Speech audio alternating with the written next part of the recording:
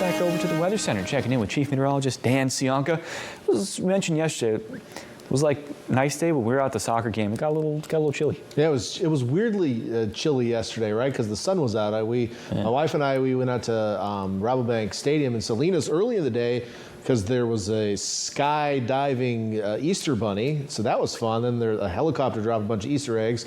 That was fun.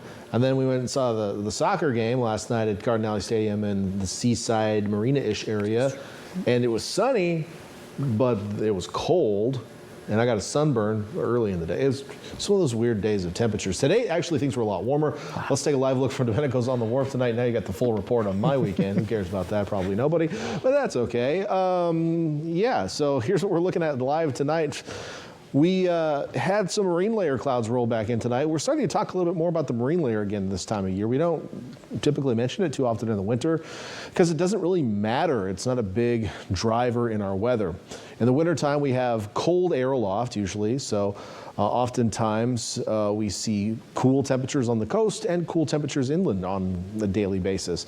In the summertime, I should say, we have hot temperatures aloft usually, so it's very warm inland. The farther away from the coast you get, the warmer it is typically, and it sets up this marine layer or this cool layer of air because of the ocean being cool, right? It cools the air next to it, and we get this huge difference in between coastal cities and inland cities.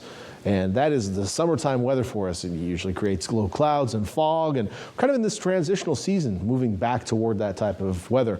And we've been seeing it occasionally at night, so low clouds kind of rushing in once or twice over the last week or two, and a little bit tonight. We'll probably have that again tomorrow.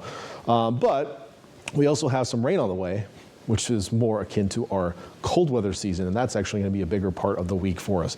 Let's see how things are happening right now. Here's a look at our storm tracker radar. Radar quiet tonight. Satellite picture pretty quiet as well. We showed you a few low clouds right around the bay. It's kind of a complex scenario right now. We have a high pressure ridge to our north. That is what's ultimately responsible for the warm air across the region. But there are a couple of weak embedded areas of low pressure, one just offshore and another farther to the south. And then the actual storm track off to the west with the jet stream kind of blowing through here. You can see the high clouds associated with it and an area of low pressure. This is actually going to dive to the south, kind of combine forces with these two lows, kick out the high, and cool us off for the rest of the week. And we're going to show you that process in just a moment. Let's start with the short-term forecast as we look at our future track, though. Tonight, we still have a weak shallow marine layer in place, but since the ridge is still above us and we kind of have weak offshore flow aloft, well, we will get some stronger drainage winds, and those will start to clear out most of those few low clouds left. I can't rule out a few patches of fog tomorrow morning, though, so just keep that in mind on your way to work. Just a few patches possible, but not widespread issues. During the day tomorrow, early in the day, we're going to be nice and warm early, just like we did today. We started off very warm. Light winds for the most part early in the day. Temperatures getting in the upper 60s, low 70s on the coast, and then it shuts off. The sea breeze will kick in. It'll be, I think, a little stronger tomorrow.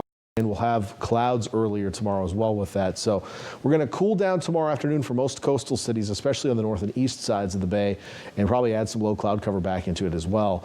And ultimately, we'll see cooler high temperatures, especially on the coast tomorrow. Now, the model has, this green popping up and coming up into our area tomorrow. I do not expect rain tomorrow. The model is responding to some moisture being drawn up around the lows that I showed you. But let's talk about how that's going to affect us in just a moment. I don't expect rain tomorrow in the forecast, but not too far from now. Here's a look at our temperature forecast tomorrow. Back into the 70s still in Santa Cruz Mountains, so we're still looking at some warmth there.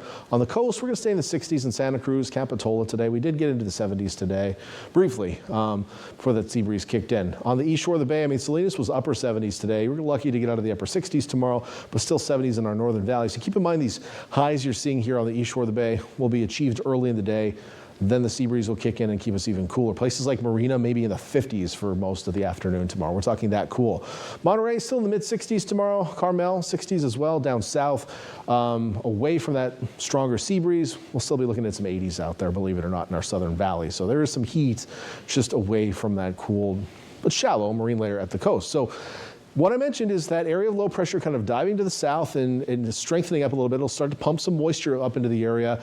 And as it sits over us midweek, we will have some destabilization of the atmosphere. What do I mean by that? Well, when you've got cold air over the relatively warmer Earth's surface and even the ocean's surface, you get updrafts because air rises as it warms. As air warms up, it rises, right? And then it cools as it rises, and then that turns into a cloud because cooler air can't hold as much moisture as warmer air. It's just kind of the physics of air, right? And so you start to get some showers to develop. So that is going to be possible maybe late Tuesday, Wednesday, maybe even into Thursday near us. So I did add a chance of showers into the forecast for the latter portion of the week for us, or mid to later portion of the week. A slight chance of showers. Maybe even, we'll have to keep an eye on things. We'll see the instability levels. Could we be talking about some thunderstorms? It's possible as we head through the middle portion of the week. So we'll watch that for you. Otherwise, a few shower chances. It looks like we'll dry out, though, for Easter weekend. Inland areas also seeing a drop in temperatures, shower chances in the coming days, but drying out and warming back up for the weekend. Back to you.